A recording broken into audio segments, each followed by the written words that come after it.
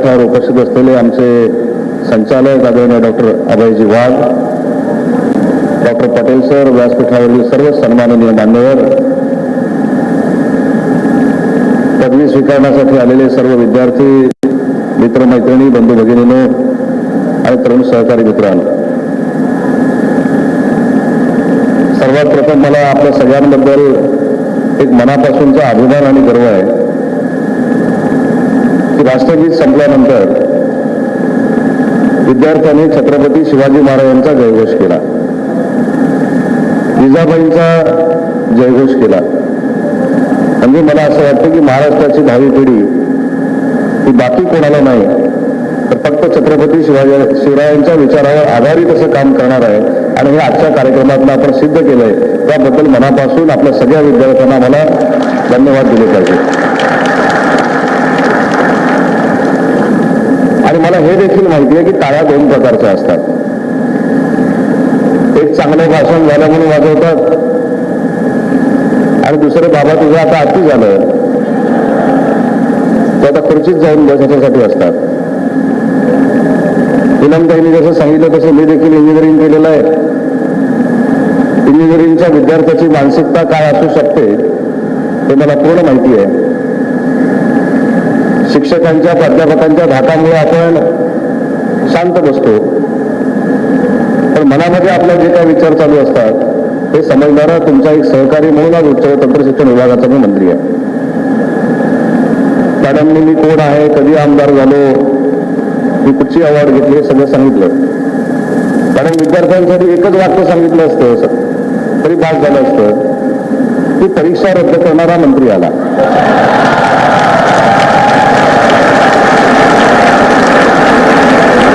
परीक्षा रद्द केलेल्याचा परिणाम बघा किती चांगला झालाय. आणि दुसरी सध्या मला कशी झालेली आहे की ऑनलाईन घेणारा, ऑनलाईन एक्झाम घेणारा देशातला पहिला मंत्री आला. तर मला विद्यार्थ्यांना एक हात जोडून विनंती करायची आहे. तुम्हाला कदाचित असं वाटत असेल की मंत्री म्हणून त्या वीरमाता जिजाबाई तंत्रशास्त्र जे इन्स्टिट्यूट आहे तुमचं, त्याच्यावर आमचं कोणाचं लक्ष नाही. मला आवर्जून या कार्यक्रमाच्या निमित्तानं सांगितलं पाहिजे की परराज्यामध्ये एका मुख्यमंत्र्यांना भेटायला गेलो होतो.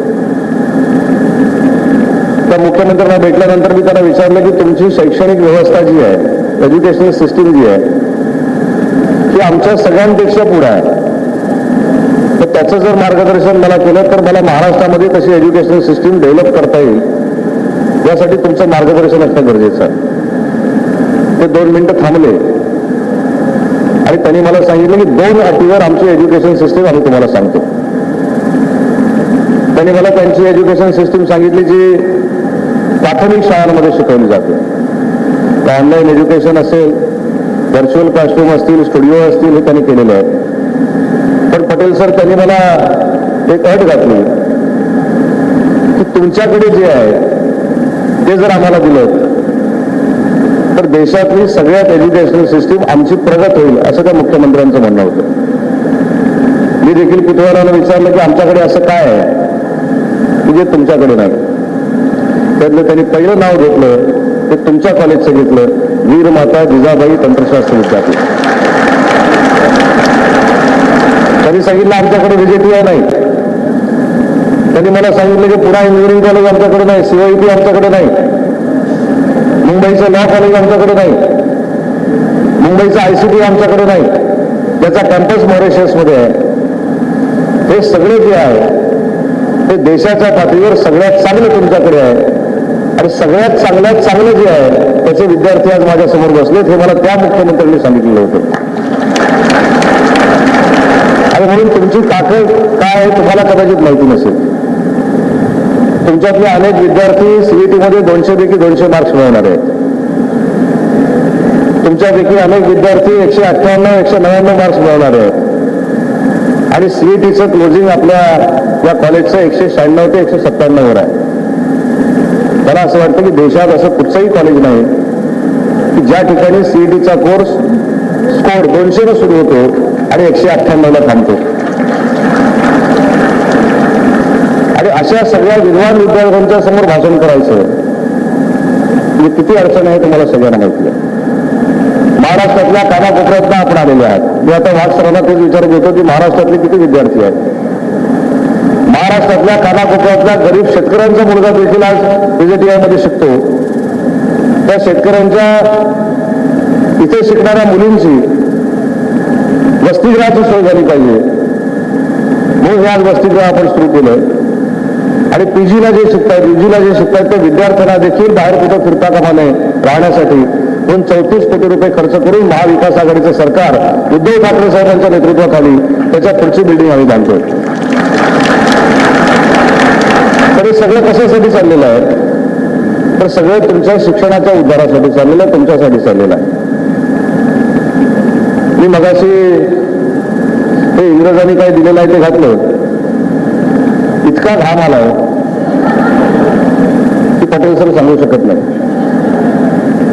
म्हणजे गावठी भाषेत कोण देणं म्हणतं, म्हणजे कडधान्य जर भिजत घातली तर त्याला जसे पाण्यामध्ये कोण देतात तसं अख्ख्या शरीराला कोण येण्याची शक्यता आहे, एवढा हा गाऊन भयानक आहे. आणि म्हणून अभय वाघ सर मला आपल्याला विनंती करायची आहे, इंग्रज सोडून गेले पण हे ठेवून गेले, हे बदलूया कधीतरी. मराठमोळे काहीतरी घालूया. महाराष्ट्रामध्ये आपण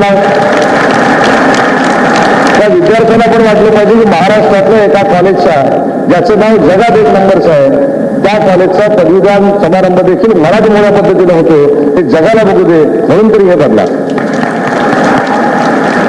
आता अडचण आपली झाली म्हणून बदला असं सांगत नाही, पण मराठमोळे काहीतरी करण्यासाठी देखील बदला. त्याचा मगाशी उल्लेख नीलमताईंनी या ठिकाणी केला. माझ्या समोर देखील जी काही कार्यक्रम पत्रिका ठेवलेली आहे ती देखील इंग्रजीमधनं आहे. मला असं वाटलं होतं की आता मला देखील इंग्रजी बोलायला लागतं की काय. मी देखील इंजिनियर आहे त्याच्यामुळे मी इंग्रजी बोलू शकतो की नाही आपल्याला चांगलं माहिती आहे. पण महाराष्ट्राच्या भूमीमध्ये, महाराष्ट्राच्या राजधानीमध्ये, जगाच्या औद्योगिक राजधानीमध्ये जी मराठी माणसाची आहे त्या कार्यक्रमाला जायचं आणि आपण लंडनवरनं आल्यासारखं बोलायचं हे सांगितलंय कोणी.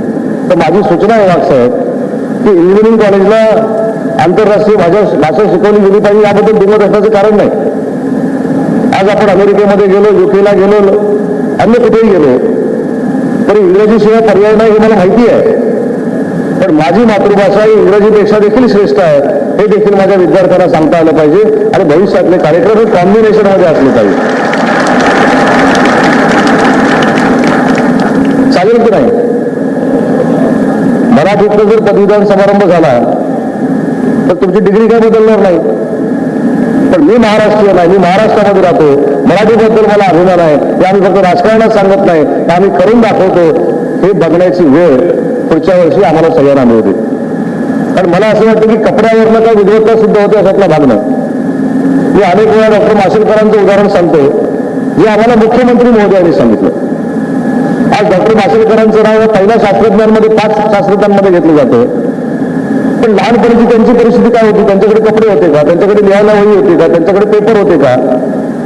तर त्यांची आई कामाला गेल्यानंतर दुसऱ्यांचे जे कचऱ्यातले पेपर कोरे मिळायचे ते घरी आणून द्यायचे आणि त्याच्यावर डॉक्टर माशेलकर साहेब शिकले. हा आदर्श आहे आपल्या समोर. ते पुष्पाचा आदर्श घेण्यापेक्षा डॉक्टर माशेलकरचा जर आदर्श घेतला तर मला असं वाटतं की अतिशय चांगल्या पद्धतीची पिढी ती महाराष्ट्रामध्ये निर्माण होईल आणि महाराष्ट्रातल्या या भावी पिढीकडे देश नाही जग बघेल. तर आपली मानसिकता नक्की काय आहे. मला याला दोष द्यायचा नाही कारण मी देखील या फेजमधनं गेलोय. पण ह्यांची मानसिकता काय आहे हे ठरवणं गरजेचं आहे. मला असं वाटतं की यांची मानसिकता ठरते तर इथे उतरायला इथं वेळ लागत नाही. कारण शेवटी ही जी पिढी आहे त्या पिढीला पालकांनी तुमच्या ताब्यामध्ये दिलेलं आहे. त्याला तुम्ही कसं घडवता, चांगलं घडवता की वाईट घडवता. जसं मगाशी सांगितलं की 200 पैकी 200 मार्क माझे सगळे कधी 200 झाले नव्हते. पण ही जर विद्वान पिढी आपल्या ताब्यामध्ये आहे तर त्याला आपण धार्मिकता शिकवणार आहोत, जातीयवाद शिकवणार आहोत, की नक्की महाराष्ट्र आणि भारत देश काय हे शिकवणार आहोत हे कुठेतरी विचार करण्याची आता वेळ आलेली आहे. आपण सोशल मीडियावर सगळे आहात, त्याला राजकीय बोलायचं नाही. पण सध्या व्हॉट्सअप उघडल्यानंतर आपल्याला काय बघायला मिळतं, जे राष्ट्रीय पुरुष आहेत हयात सोडून द्या, जे राष्ट्रीय पुरुष आहेत त्यांचे देखील गटपट निर्माण करण्याचं काही काम या महाराष्ट्रामध्ये आणि देशामध्ये केलं जातं. त्याला जर उत्तर द्यायचं असेल तर भावी पिढीनं पुढे आलं पाहिजे. आज सुभाषचंद्र बोस कसे भूमिगत झाले त्याच्यावर देखील चर्चा होते. पंडित जवाहरलाल नेहरू हे पंतप्रधान चांगले होते की नाही याच्यावर चर्चा होते. सरदार वल्लभभाई पटेल यांनी काय केलं याच्यावर चर्चा होते. लोकमान्य टिळकांनी काय खरे वाक्य म्हटलं की नाही याच्यावर चर्चा होते. त्या एवढ्या महनीय व्यक्तींची अक्कल 10% तरी टीका करणाऱ्यांना आहे का हे शिकवण्याची जबाबदारी तुम्ही घेतली पाहिजे. कारण मी ज्या प्रांतात येतो, मी ज्या जिल्ह्यातला येतो त्या जिल्ह्यानं 3 भारतरत्न देशाला दिलेले आहेत. पांडुरंग वामन काळे आहेत, डॉक्टर बाबासाहेब आंबेडकर आहेत. माझ्या मतदारसंघामध्ये लोकमान्य टिळकांची जन्मभूमी आहे. तर त्यांच्यावर देखील आक्षेप येतो. राजकारण करायचे तेव्हा करू, ही पिढी कोणाला मत द्यायचे ते देईल, त्याच्याबद्दल माझं काय म्हणणं नाही. पण इतिहास चुकता कामा नये. जे लोकमान्य टिळकांनी केलेलं आहे ते लोकमान्य टिळकांनीच केलेलं आहे सांगण्याची दानत जोपर्यंत लोकांमध्ये आणि पुढाऱ्यांमध्ये निर्माण होत नाही तोपर्यंत भावी पिढीला आपण कुठेतरी वेगळ्या मार्गाने नेतोय अशा पद्धतीचे चित्र या देशामध्ये निर्माण झाल्याशिवाय राहणार नाही. परवा मला कोणीतरी सांगितलं की सुभाषचंद्र बोस ते भूमिगत झाले, ते कुठे राहिले, त्या सगळ्यांवर आपल्या देशामध्ये चर्चा होते. मला असं वाटतं की त्यांनी देशभक्तीसाठी बलिदान केलंय, देशासाठी बलिदान केलंय. ते सगळे राष्ट्रीय पुरुष हे आम्हाला देवा समान आहेत. आणि ही भावना जेव्हा पुढच्या पिढीमध्ये निर्माण होईल तरी मला असं वाटतं की कोणी राजकीय पुढारी, कोणी मंत्री, कोणी खासदार या भावी पिढीच्या भावनेला हात घालून मतं मिळू शकत नाही. आणि म्हणून मगाशी विद्यार्थ्यांचं कौतुक केलं. अरे उदय सामंत जय म्हणण्यापेक्षा अन्य कोणी जय म्हणण्यापेक्षा छत्रपती शिवाजी महाराजांचा जय जयकार तुम्ही केला हे माझ्या दृष्टीने अतिशय महत्वाची आहे. ही आमची संस्कारित महाराष्ट्रातली पिढी आहे, ही आम्हाला देशाला दाखवायची आहे. आणि म्हणून हा कार्यक्रम माझ्या दृष्टीने अतिशय महत्वाचा आहे. त्या कॉलेजचं नाव काय? त्या कॉलेजला जिजाबाईंचं नाव दिलेलं आहे. कधी कधी मी पण त्याचं शॉर्ट फॉर्म म्हणतो, मी पण जी आर आता काढायचं ठरवलंय. कशाला विजेती म्हणायचं? ते आम्ही लोणेरला काढले. बॅरिस्टर अंतुले साहेबांनी 1982 साली डॉक्टर बाबासाहेब आंबेडकर तंत्रशास्त्र विद्यापीठ काढले. त्याचा शॉर्ट फॉर्म काय? बाटू. डॉक्टर बाबासाहेब आंबेडकर मराठवाडा विद्यापीठ, त्याचं शॉर्ट फॉर्म काय? बामू. काय गरज आहे? जर आपण राष्ट्रीय पुरुषांची नावं देतो, अभिमानाने देतो आणि ती घेतल्यानंतर राजकारणासाठी बाहेर जाऊन सांगतो की आम्ही जिजाबाईंचं नाव दिलं, आम्ही डॉक्टर बाबासाहेब आंबेडकरांचं नाव दिलंय, तर पुढच्या पिढीला आणि त्यांच्या पालकांना देखील ते पूर्ण नावानं विद्यापीठ ओळखलं गेलं पाहिजे. या पद्धतीचा जी आर ताबडतोब काढला पाहिजे, या पद्धतीचा मी आहे. आणि म्हणून विजेती आहे, ठीक आहे, विजेती आहे, कंसात लिहा, डोक्यावर लिहा, पायावर लिहा, कुठेही लिहा. पण वीर माता जिजाबाई म्हणायला जर कोणाला लाज वाटत असेल आणि तशी प्रथा जर कुठच्या इन्स्टिट्यूटला पडणार असेल तर उच्च व तंत्र शिक्षण विभाग म्हणून मी तर खपवून घेणार नाही जोपर्यंत माझ्याकडे पद आहे. वीर माता जिजाबाईचं नाव घ्यायला कोणाला लाज वाटतं का मला? छत्रपती शिवाजी महाराजांचं नाव घेताना कोणाला लाज वाटतं का मला? डॉक्टर बाबासाहेब आंबेडकरांचं नाव घेताना कोणाला लाज वाटतं का मला? सावित्रीबाई फुले असतील, महात्मा फुले असतील, यांची नावं घेताना लाज वाटली पाहिजे. जी नावं आपण या महनीय व्यक्तींची या विद्यार्थ्यांसमोर कायमस्वरूपी राहावी म्हणून दिलेली आहेत, त्यांचा शॉर्ट फॉर्म करायचा. तो डिग्री दिल्यानंतर जर आपण वेळीच या विद्यार्थ्यांना सांगितलं नाही तर त्यांना त्यांचा लॉंग फॉर्म पण आठवणार नाही. ते म्हणणार आम्ही बामूतच शिकलो, आम्ही बाटूतच शिकलो. माझं म्हणणं ह्या प्रथा परंपरा आपल्याला बदलल्या पाहिजे. पुढी पाडल्यात, कशासाठी पाडल्या त्याच्याशी माझं काही घेणं देणं नाही. जसं मी सांगितलं की इंग्रज गेले म्हणजे त्यांचे कपडे ठेवून गेले, तसे या प्रथा देखील आपण सगळ्यांनी मिळून बदलल्या पाहिजे. या विद्यार्थ्यांना पदवी दिली म्हणजे आपली जबाबदारी संपली नाही. तर या विद्यार्थ्यांना या कॅम्पसमध्ये 5 लाखाची 10 लाखाची नोकरी कशी लागेल? जर 200 मार्क्स मिळाले म्हणून आपण यांचं कौतुक करतोय तर यांना 2 लाखाची देखील नोकरी मिळाली पाहिजे, यासाठी आपला प्रयत्न झाला पाहिजे. आणि दुर्दैवानं मला असं वाटतं की अशा कॉलेजमध्ये आम्ही आलो की काही लोकांना अडचण होते. आमचे 34 कोटी रुपये चालतात, आमचे 11 कोटी रुपये चालतात, महाराष्ट्र शासनाची सॅलरी चालते. ते तुम्हाला माहित नसेल सगळ्यांचे पगार आम्ही महाराष्ट्र शासन देतो, ती चालते. पण मंत्री एखाद्या डेव्हलपमेंटसाठी कॉलेजमध्ये आला तर काही लोकांना दुःख होतं. मला तर असं वाटतं की विद्यार्थी, शासन आणि प्रशासन हा त्रिवेणी संगम जर राहिला नाही तर कुठेतरी एकाधिकारशाही ही प्रत्येक ठिकाणी निर्माण होईल. एक 15 दिवसापूर्वीचं तुम्हाला एक उदाहरण सांगतो. रिगाटा नावाचा एक फेस्टिवल असतो सीओईपीचा. सीओईपीचा रिगाटाच ना, हा रेगाटा. मला मला तिथे गेल्यावर कळला की तो कोकणाच्या लोकांनी जर बघितला तर नौका चालवणारे, मासेमारी करणारे ते आहेत त्याच्यापेक्षा प्रगत होतील. मला देखील मंत्री म्हणून माहीत नव्हतं. CIT हे देखील आपल्याच कॉलेजसारखे फार मोठं कॉलेज आहे. तिथे ज्यावेळी मी आणि आदित्यजी गेलो, मला खरोखरच त्या विद्यार्थ्यांचा अभिमान वाटला. ऑलिम्पिकला असेल किंवा इंटरनॅशनल लेवलला असेल, जशा बोटी चालवल्या जात नाहीत त्याच्यापेक्षा किंबहुना चांगल्या बोटी माझे इंजिनिअरिंगचे विद्यार्थी चालवून दाखवत होते. हा आदर्श आपण लोकांसमोर नेणार आहोत की नाही, पण ते पूर्वी कसा करायचे, खोलीतल्या खोलीत 4 पोरं इकडची 4 पोरं तिकडची रेगाटा झाला. मी मागच्या कार्यक्रमामध्ये सांगितलं, पुढच्या वर्षीचा रेगाटा होईल, त्याच्यामध्ये माझे वीरमाता जिजाबाईचे देखील विद्यार्थी तो रेगाटा बघायला येतील. एवढं पोटेन्शियल त्या रेगाटामध्ये आहे. आणि म्हणून या कार्यक्रमाला देखील मला आता विद्यार्थ्यांनी सांगितलं, कोणीतरी विद्यार्थ्यांनी बिचारा मला भेटल्या, ते म्हणजे आम्हाला या कार्यक्रमाला एंट्री नाही. म्हणजे कशासाठी एंट्री नाही, तर आम्ही काहीतरी पहिल्या वर्गातल्या आहोत, दुसऱ्या वर्गातल्या आहोत. माझं तर मत असं आहे की आपल्या ज्येष्ठ मित्रांना पदवी घेताना लहान मुलांनी बघितलं पाहिजे, पहिल्या वर्षाच्या विद्यार्थ्यांनी बघितलं पाहिजे. या विद्यार्थ्यांचा आदर्श घेऊन त्या विद्यार्थ्यांनी वाटचाल केली पाहिजे. माझं म्हणणं अशी जी बंधनं आहेत, मी जर कॉलेजला असू ना तुमच्या जागी, तर सगळ्या मुलांना इथं आणून बसवलं असतं. तुम्हाला पदवी देत असताना तुमच्या ज्युनियर्सनी जर बघितलं तर मला असं वाटतं की तुमचं ऊर देखील भरून येईल आणि त्यांना देखील अभिमान वाटेल की माझ्या सिनियर्सनी डायरेक्टरांच्या हस्ते पदवी घेतली, मंत्र्यांच्या हस्ते पदवी घेतली, माझ्या हस्ते पदवी घेतली की नाही नंतरचा विषय आहे, परंतु मोठ्या कार्यक्रमामध्ये पदवी घेतली, अशीच पदवी मला मिळवायची आहे. ही ईर्षा कुठेतरी फर्स्ट इयरच्या विद्यार्थ्यांमध्ये निर्माण होईल. यासाठी आपण कुठेतरी प्लॅनिंग करणं गरजेचं आहे.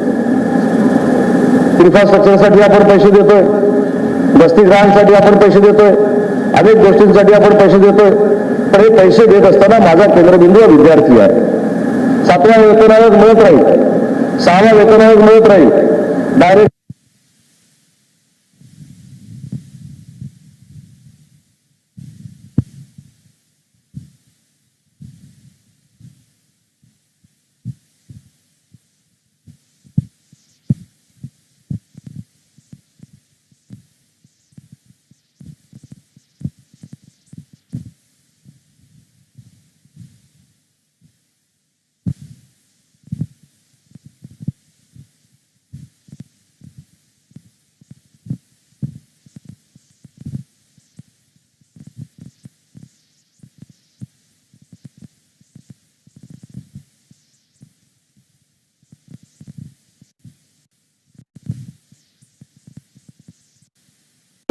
त्यावेळेचे 96%, म्हणजे आता तुमचं कॅल्क्युलेशन केलं तर 150% झाले.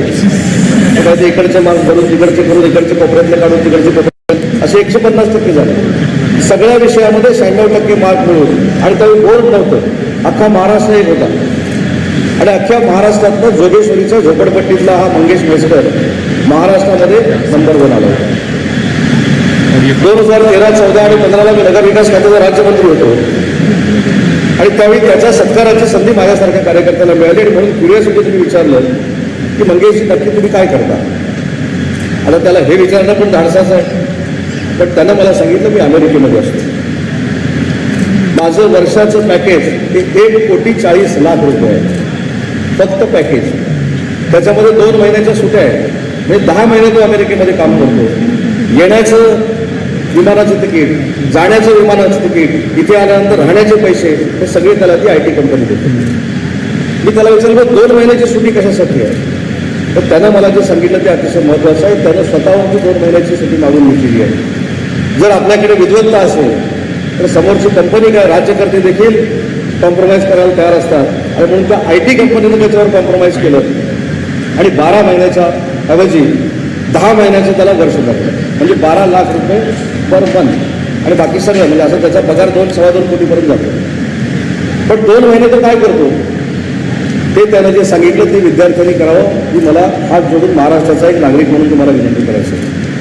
त्यांनी मला सांगितलं की आजही मी फेब्रुवारीच्या फर्स्ट वीकमध्ये मुंबईमध्ये येईल आणि फेब्रुवारी आणि मार्च जोपर्यंत 10वीची परीक्षा होत नाही तोपर्यंत इथं मी जात नाही.